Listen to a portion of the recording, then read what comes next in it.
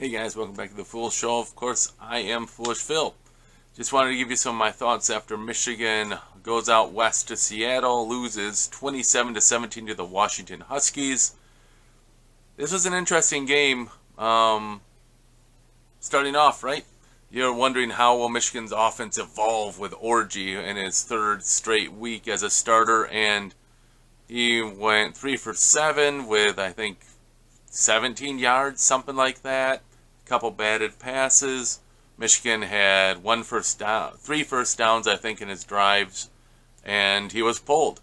Michigan was down 14-0, and they needed a spark. Now, let's talk about the defense for a second. Inexplicably, Michigan just kind of forgot how to play defense. You see our cornerbacks or secondary people just in the vicinity of the offensive receiver and just not really make a play on the ball. Just completely lose track of it. One of the touchdowns, Jair Hill just somehow slips. He's like in position to just go up and grab it for an interception, slips on the ground. And that just kind of happened a lot. I did see one or two Washington players slip, but Michigan throughout the whole game seemed to slip on this field. And I don't know why they didn't change the spikes. And that was kind of disappointing because that came back to really hurt in the second half.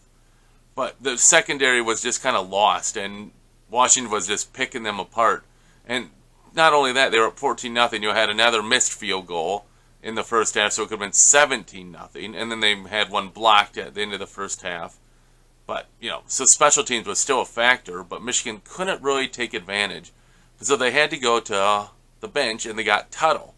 And Sharon Moore in the post-game said that Tuttle practiced really well and all that. And so he came in, and for 3 straight drives, he got Michigan into points. I think it was touchdown, nice field goal by Zavada, and then coming out of the halftime, got another touchdown to go up 17-14. It's too bad that drive before halftime, it was 3rd and 1, and you got stuffed for like a yard loss. It's like you really were moving the ball. Would have been nice to get that, another touchdown in there. But they didn't. And sadly, though, from that point on, Michigan's offense just spun its wheels. The game became a game of the fourth quarter. It was 17-17 in the fourth quarter. Who was going to do the plays to win the game? And you thought maybe Michigan would do it because Ernest Hausmann intercepted their quarterback for the first time of the year. And, okay, they got the ball. Because, man, that drive, Washington, first down, they're going to score. And Hausmann got the pick. Great, so let's go. Michigan had done, I think, 2 drives in a row of 3 and out, or basically like that. And in this drive, it's just the way it goes, right? You had, I think it might have been the drive before, on the 3 and out, where Edwards had the cutback lane was there. It was huge. He was going to hit it and go and had one safety to beat, and the safety slipped on the play too. But Edwards slipped on the play again and fell down, and that big play was gone. It's like every time Michigan had a chance to make a play outside of the Hausmann pick in the fourth quarter, they just shot themselves in the foot. Michigan's margin of error is not good enough that you can afford that to lose the turnover battle. Because they got a pick, but they gave it right back on a Tuttle scramble fumble. And then what? Washington gets the ball in prime field position. That seems to be a theme this year, where every time Michigan is turning the ball over, it's in prime position for the opposition. And they take that ball and they score, usually a touchdown. Michigan, now, they give up the touchdown. Defense couldn't hold them. It is what it is.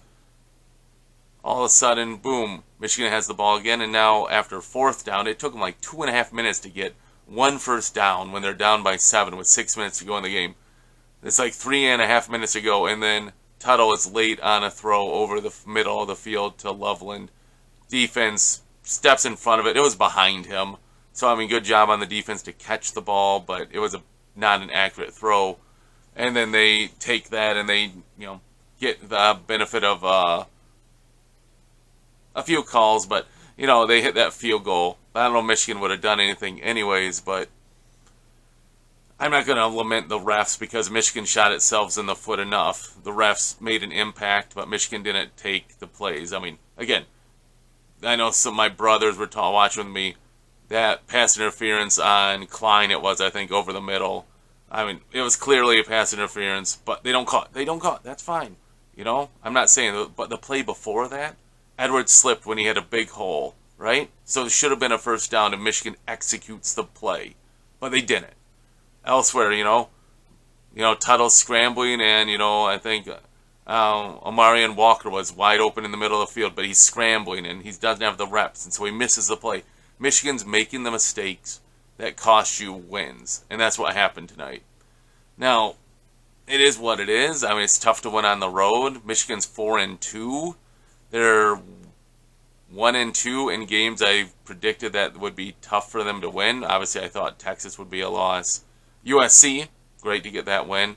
At Washington, first road game, tough to get a win. When you lose the turnover battle, it's hard to win the game, man. I mean, Edwards ran the ball really well.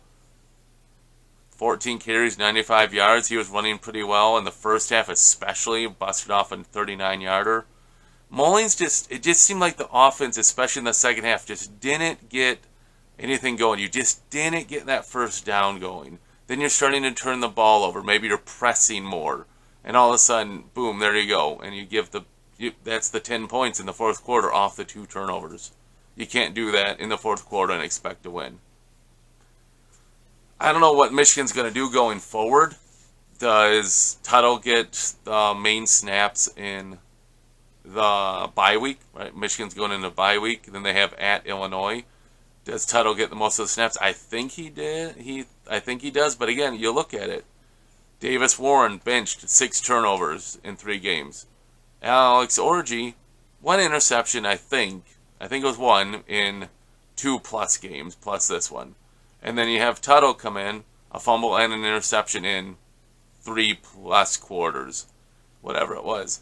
Michigan overall has a really bad turnover problem this year, and they got to get that fixed. You cannot be giving the opposition such short fields. This was a 50-50 game, and Michigan just didn't make the plays to get the win. It is what it is. Going forward, would you guys like to see Tuttle back in, or do you think Michigan should go back to Davis Warren, or Orji for that matter? I don't know. What do you guys think? Let me know in the box below. I've been drumming for Tuttle, and for the first 3 drives, it looked like the perfect thing. Michigan's whole season flipped, man. 14-0 down to 17-14 up, and like, okay, we can do this. You just need a game manager. A game manager doesn't turn the ball over, especially 2 times in the fourth quarter. So I know that's his first snaps of the year. I totally get that. It's going to take some practice. So the bye week is actually at a really good time for Michigan. You got to get some people back, man. Fred, on the defensive line, Moore is still out. 2 offensive linemen were out. Amarian Hall, I think, was out still. Amir Hall, I think it is. So Michigan really needs this bye week to get people healthy and back, and hopefully they'll come back next game versus Illinois. Hey, a loss, what can you say? You can't turn the ball over like that in the fourth quarter and expect to win. And you can't have that bad of an offensive output in the first half and expect to win at least the first quarter and a half-ish of the game before Tuttle came in. The offense was just doing nothing.